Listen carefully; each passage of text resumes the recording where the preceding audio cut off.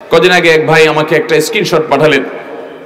আমার পরিচিত এবং অনেক বড় মাপের একজন লেখক, গবেষক, তরুণ মানুষ, তিনি পেশায় একজন ইঞ্জিনিয়ার। তিনি আমাকে একটা স্ক্রিনশট পাঠিয়ে বললেন যে এক ভদ্রলোক, তার নাম মুসলমানের নাম, সে প্রসঙ্গত আমাকে বলল, ভাই আপনি মুসলমান কিন্তু আপনি সৎ, সেজন্য আমার ভালো লেগেছে।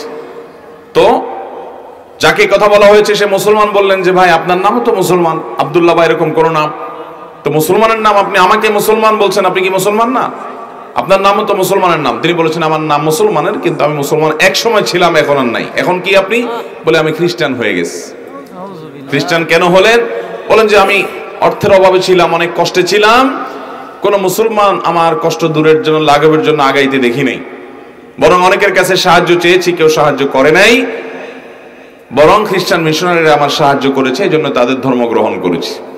ভাইরা আমার, তাকে ওই ভাই পাল্টা প্রশ্ন করলেন যে আপনি কি ফিরে আসতে চান? বলে না, ফিরে আসার ইচ্ছা আমার নাই। আমার অসময়ে যারা আমার পাশে দাঁড়ায় নাই তাদের সাথে, তাদের দলে আমি আর ভিড়তে রাজি নই। অবশ্য এই ভদ্রলোকের লজিক অযৌক্তিক, কারণ কোন মুসলমান আমার উপকার করুক বা না করুক, তার জন্য তো আমি ইসলাম আনবো না।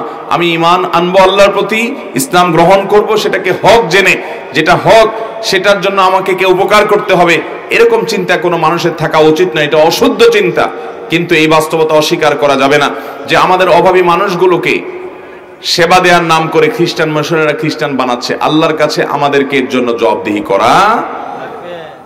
তরুণদের যে তারুণ্য, তাদের যে উচ্ছলতা, তাদের যে উদ্যম, তাদের যে আবেগ, তাদের যে উচ্ছ্বাস, এটাকে কোনো না কোনো কাজে তারা ব্যয় করবেই করবে। আপনি সঠিক কাজ দেখান, সঠিক পথ দেখান, তাদেরকে এনগেজ করেন, তাহলে তারা বিপদগামিতার দিকে তারা আর যাবে না, বরং সেখান থেকে তারা বেঁচে থাকবে। আমাদের তরুণদেরকে আমরা ভালো কোনো পথ দেখাতে পারি না, এই জন্য তারা মন্দ পথে চলে যায়। অতএব তাদেরকে আমাদের ব্যস্ত করে রাখতে হবে, এনগেজ করে রাখতে হবে। মানুষের জন্য কাজ করার যে অবর্ণনীয় স্বাদ, তৃপ্তি আছে, এটি তাদেরকে উপলব্ধি করার, এটি তাদেরকে অনুভব করার সুযোগ করে দিতে হবে। আল্লাহ তাআলা আমাদের সবাইকে সেই তৌফিক দান করুন। সবাই এই কাজগুলোর সাথে জড়াবো তো ইনশাআল্লাহ। প্রত্যেকে যার যার সাধ্য অনুযায়ী আমরা এই সমস্ত কাজ করব। এবং শুধু তরুণ কেন, অন্য যে কোনো বয়সের মানুষেরা, মুরব্বীদেরকে সাথে নিয়ে আপনারা নিজ নিজ এলাকাতে নানামুখী সেবামূলক সামাজিক সংগঠন এগুলা গড়ে তোলেন।